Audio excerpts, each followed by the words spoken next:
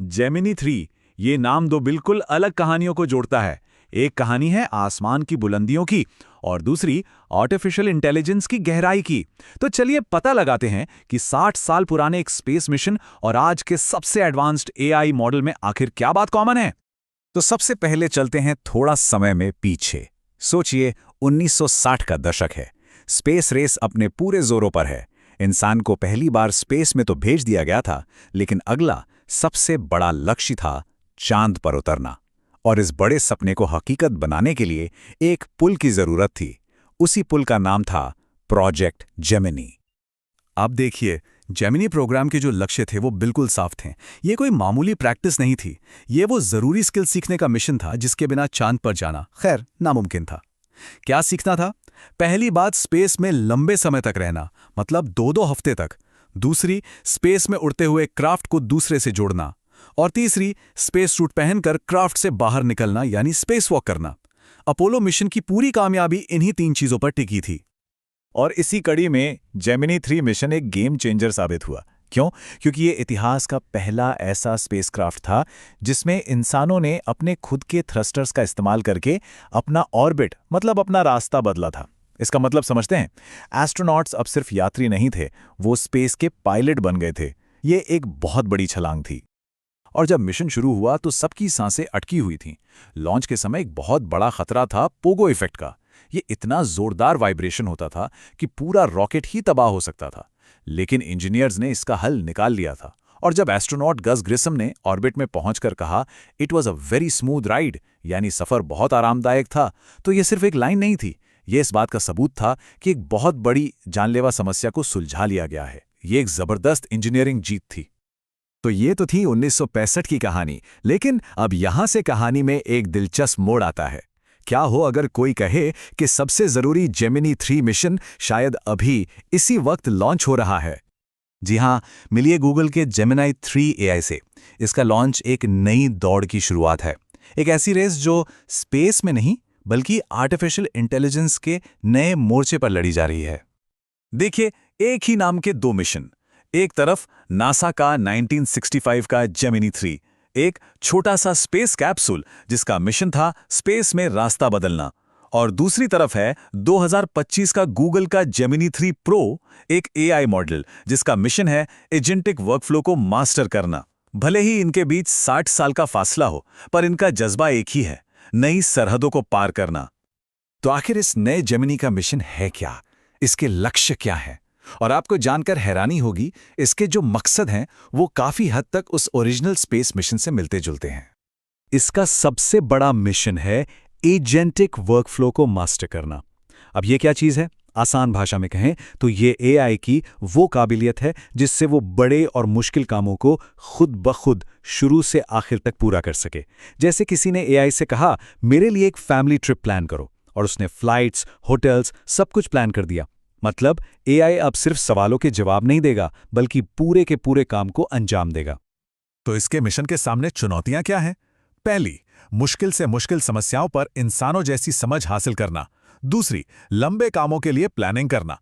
और ये सुनिए, डेवलपर्स के लिए वाइब कोडिंग को मुमकिन बनाना। मतलब डेवलपर बस एक आइडिया दे और एआई उस वाइब को समझकर कोड लिख दे। साथ ही टेक्स्ट, इमेज, वीडियो, कोड सब कुछ एक साथ प्रोसेस करना। बेसिकली इसका मकसद सिर्फ एक स्मार्ट एआई बनाना नहीं है, बल्कि एक ऐसा पार्टनर बनाना है जो हमारे इशारों को समझकर बड़े बड़े काम कर दे। अब जैसा ओरिजिनल जेमिनी मिशन में हुआ था, जहां कुछ चीजें बहुत कामयाब थीं और कुछ में कमी रह गई थी, बिल्कुल वैसे ही इस नए एआई मॉडल के परफॉर्मेंस को भी देखते हैं। क्योंकि सच तो यह है कि कोई भी मिशन परफेक्ट नहीं होता।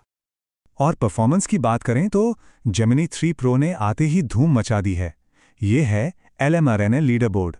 ये एक तरह का ऑनलाइन अखाड़ा है जहां अलग अलग एआई मॉडल्स को आमने सामने रखा जाता है और लोग वोट करके बताते हैं कि किसका जवाब बेहतर है।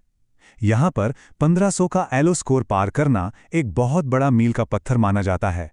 और जेमिनी 3 प्रो ये करने वाला पहला मॉडल बन गया है। साफ है, इस रेस में अब एक नया लीडर आ चुका है। इसका एक खास कमाल है कोडिंग में। SW बेंच एक टेस्ट है जो ये नापता है कि एआई असल दुनिया की सॉफ्टवेयर प्रॉब्लम्स को कितनी अच्छी तरह हल कर सकता है।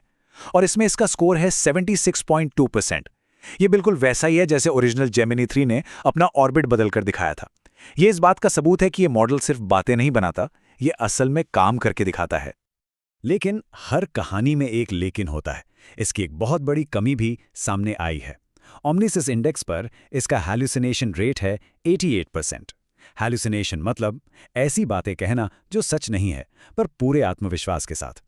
इसका मतलब है कि जब ये गलत होता है तो भी इसका कॉन्फिडेंस देखने लायक होता है। ये अचानक उस नासा मिशन की याद दिलाता है जब स्पेसक्राफ्ट लैंडिंग के टाइम आगे निकल गया था।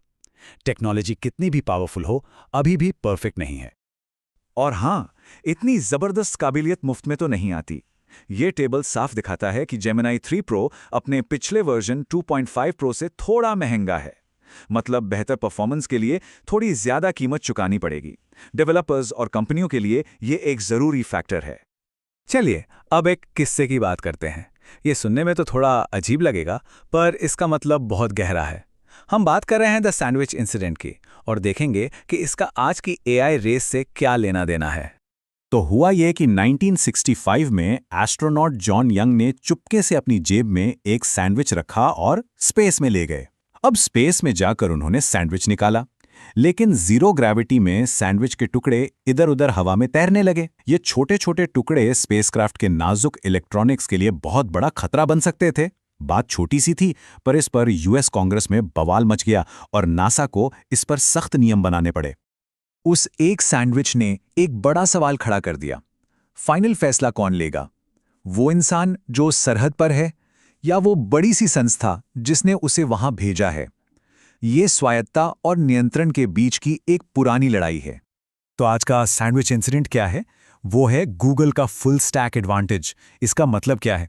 गूगल एआई चेन के हर हिस्से को कंट्रोल करता है। अपने खुद के हार्डवेयर यानी टीपीयू चिप्स, अपना खुद का मॉडल यानी जेमिनी 3 प्रो और अपना खुद का डिस्ट्रीब्यूशन नेटवर्क यानी 2 अरब से ज्यादा सर्च यूजर्स।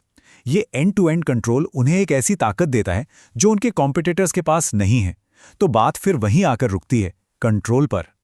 तो आखिर में हम इस कहानी को जोड़ते कैसे हैं? दोनों जेमिनी 3, भले ही उनके बीच 60 साल का फासला हो, असल में एक पुल की तरह हैं।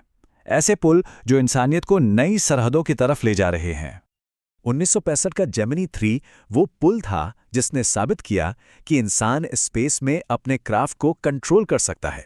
इसके बिना चांद पर उतरने का सपना हमेशा के लिए सपना ही रह जाता। और अब 2025 में जेमिनी 3 एआई एक नए भविष्य की तरफ पुल बन रहा है। एक ऐसा भविष्य जहां एआई एजेंट्स डिजिटल दुनिया में खुद से काम कर पाएंगे और हमारी बड़ी बड़ी मुश्किलों को सुलझाने में मदद करेंगे। तो आखिर में सवाल यही है, पहले जेमिनी 3 ने हमें स्पेस में अपना रास्ता कंट्रोल करना सिखाया। क्या ये दूसरा जेमिनी हमें आर्टिफिशियल इंटेलिजेंस के साथ अपना रास्ता कंट्रोल करना सिखाएगा? ये एक ऐसा सवाल है जिसका जवाब हम सबको आने वाले वक्त में ही मिलेगा।